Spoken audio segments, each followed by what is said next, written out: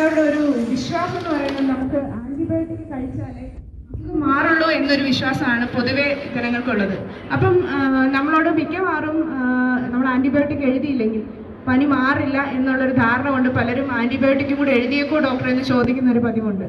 അപ്പം നമ്മൾ മനസ്സിലാക്കേണ്ട ഒരു കാര്യം, നമുക്ക് വരുന്ന ഇൻഫെക്ഷൻസ് എല്ലാം ഈ ആന്റിബയോട്ടിക് കൊണ്ട് മാറുന്ന ഇൻഫെക്ഷൻസ് അല്ല. അപ്പോൾ എല്ലാ അസുഖത്തിൻ്റെയും ചികിത്സയായിട്ട് ആൻറ്റിബയോട്ടിക്കിനെ നമ്മൾ ഒരിക്കലും കാണാൻ പാടില്ല.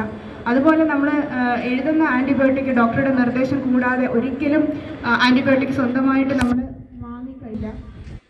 അതുപോലെ ഒരു പ്രാവശ്യം ഡോക്ടർ എഴുതിയ പ്രിസ്ക്രിപ്ഷൻ വീണ്ടും കൊണ്ടുപോയി കാണിച്ച് ആൻറ്റിബയോട്ടിക് വാങ്ങിച്ച് നമ്മൾ കഴിക്കാൻ പാടില്ല. ഇങ്ങനെ നമ്മൾ ആൻറ്റിബയോട്ടിക് കൂടുതലായിട്ട് കഴിക്കുന്നത് കൊണ്ട് എന്ത് സംഭവിക്കുന്നതെന്നാൽ നമ്മൾ എന്ത് രോഗാണുവിനെ ചെറുക്കുന്നതിന് വേണ്ടിയിട്ടാണ് ഈ ആൻറ്റിബയോട്ടിക് ഉപയോഗിക്കുന്നത്, ആ രോഗാണുക്കളെല്ലാം ഈ ആൻറ്റിബയോട്ടിക്കിനെ അതിജീവിക്കുകയും നമുക്ക് ആൻറ്റിബയോട്ടിക്സ് ഒന്നും ഏൽക്കാതെ വരികയും ചെയ്യുന്ന ഒരു സാഹചര്യം ഉണ്ടാകും. അതുകൊണ്ടാണ് നമ്മൾ ആൻറ്റിബയോട്ടിക് റെസിസ്റ്റൻസ് അല്ലെങ്കിൽ ആൻറ്റിമൈക്രോബിക് എന്നുള്ള ഒരു ബോധവൽക്കരണ വാരാചരണം നമ്മൾ നടത്തുന്നത് ഈ ഒരു വേണ്ടിയാണ്.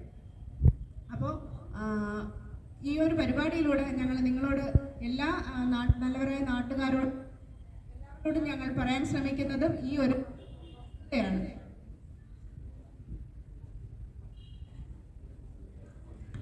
Thank you all.